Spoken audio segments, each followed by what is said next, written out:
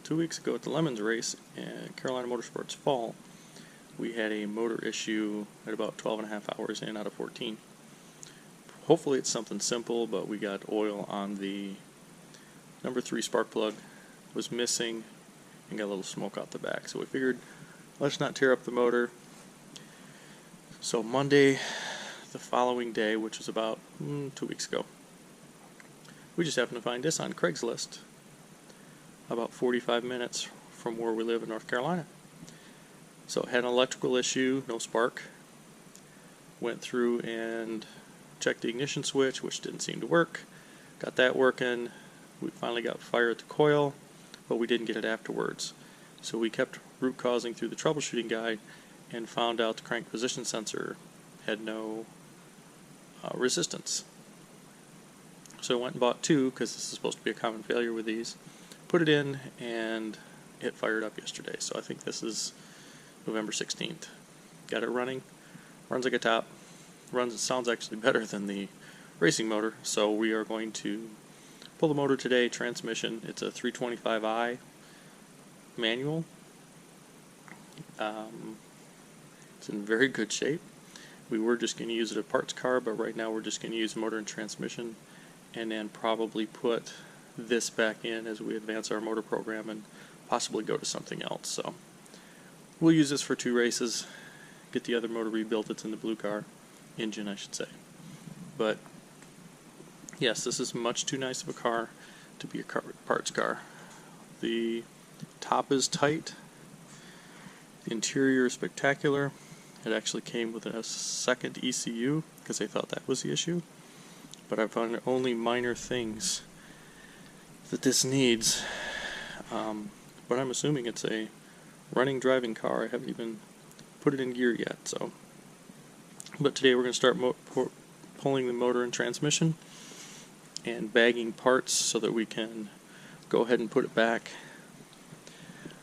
to stock original in the future and use it as a driving car. So we'll show you some progress when we get there. Back for day 2, so I didn't film a whole lot because we were gut ripping. So right now we've got everything off but the clutch fan. Don't know how I'm going to get that off yet. But we got most of the coolant hoses and everything unhooked from the engine. The wiring is all unhooked. Got one more bolt to take off on the exhaust manifolds. I'm going to take the exhaust off. And then it's just everything underneath the car. Then the last thing we'll do is unhook the oil lines. Drain the oil first, unhook the oil lines. Should be ready to pull out. Same day we're working on the car, Rod had brought up the race car. So this is the slightly damaged engine. We think the best case scenario right now is we hope it's just a valve seal, but we'll have to pull the head off either ways. And we'll look and see if we've got a ring that's gone bad or a hole in the piston, but shouldn't be too serious and make it an easy candidate for rebuild at the worst. So we'll get the motor out of the convertible. We'll put a windage tray in it, valve cover gasket, intake gasket, check the seals and stuff, give it a good clean, and we'll slide it in here. Show you more in a minute. Made real good progress today. This is the race car, of course, and I've got everything unplugged and ready to go on the driver's side. Of course, this one's a lot easier. And I have one stud holding on the exhaust manifold. I have to go underneath and unhook the exhaust system, which fortunately on a race car takes about 10 minutes. And then I am going to unhook the drive shaft and probably the clutch slave cylinder just to make sure. And I'm thinking of separating the two since it's just me. I haven't done this before. I'll probably drop the back of the transmission down, unbolt it, and then drop it out, and then of course have the engine hooked to the engine hoist, and I'll pull that out separately. So we're going to try this before we do it on the convertible, the donor car, because I just want to make sure if I hit anything, I don't damage too much on this being the race car, but the convertible, I want to kind of keep that body good. Show you more.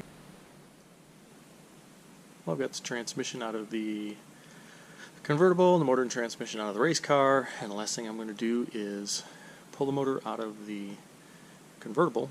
I haven't got the fan off the front of it yet, so this might be a little bit difficult, but I think it'll be easier to get off once I get on the stand, and then I can make up some stuff to hold the fan in place while I take it off the water pump.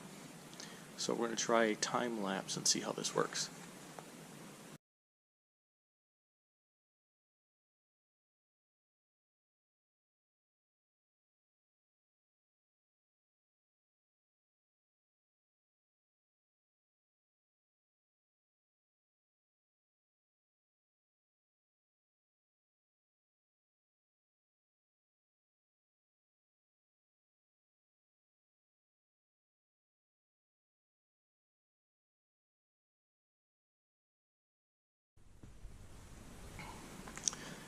So there we go.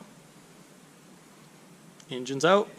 Didn't take too much, just had to remove there's a bracket that holds the wire harnesses that run along the back of the wall, but there's just enough room with the fan on to get the engine out with the flywheel, clutch pressure plate, and the fan. So just enough.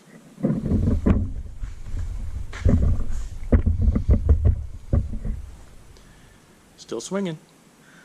So now we'll move it to the other side of the shop and get it set up on the other engine stand. Well, I got the clutch, flywheel, and pressure plate off. I'll show you those in a minute, but we have it now attached to the engine stand. Hopefully it's balanced fairly well. So I'll take a couple things off, but that's my big one's 1,500 pounds, and I don't think that engine weighs that much. So we'll start working on it. We have to pull the oil pan. I want to clean that up. It needs a new gasket. And I also got a windage tray that everybody suggests for sustained high RPM, which of course we're doing. We run probably between 4,500 and 5,500 most of the time.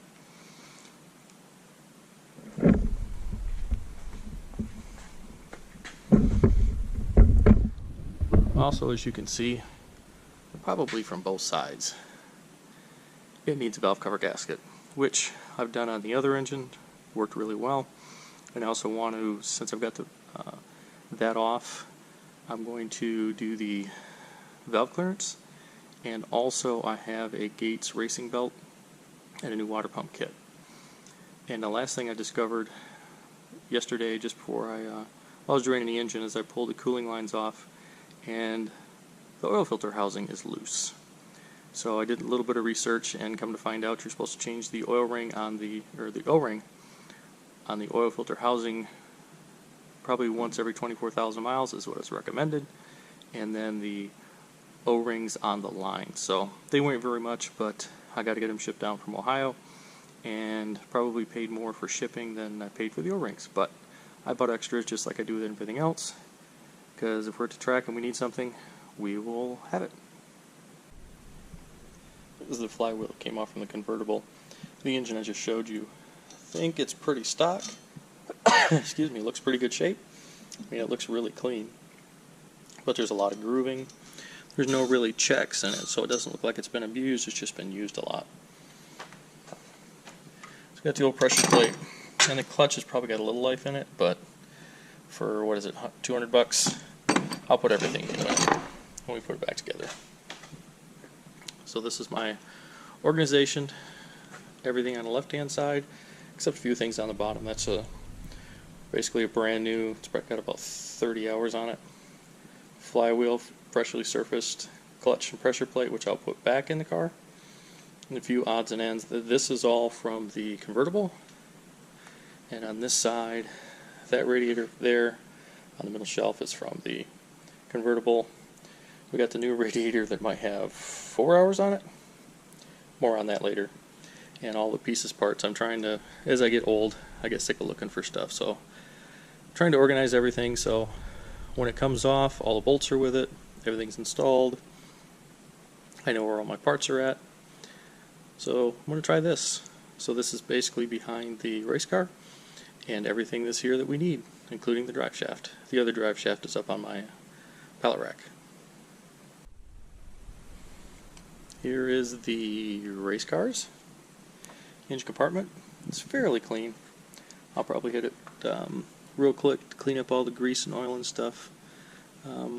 Check out the subframe while everything's out of it. Make sure we don't have any cracks or anything developing, because we probably have about 30 hours, 32 hours on this in race conditions, and probably 14 to 16 hours with the new suspension on it. So I just want to check everything out since we're in there and degrease it, make sure we don't have any breaks or damage, and go from there.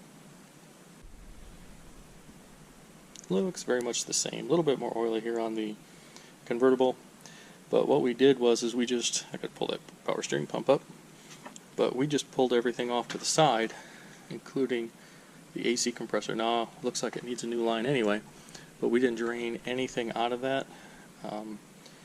When we put one of the engines, we might have 3 here pretty soon, back in this and turn this back into a street car, we want to be able to just hook everything back up. So I tried to take just enough off to get the engine out, but not too much where it would affect it going back together, because it could be 3 months, could be a year, but this way everything's where it's supposed to be. But I'll go ahead and tie that power steering pump up so it doesn't affect the lines.